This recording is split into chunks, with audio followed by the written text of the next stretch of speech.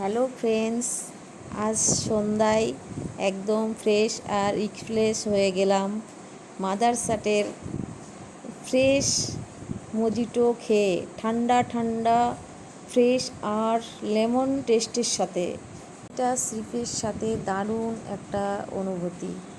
সুন্দর পরিবেশ সন্ধ্যাটাকে আরও স্পেশাল করে দিল।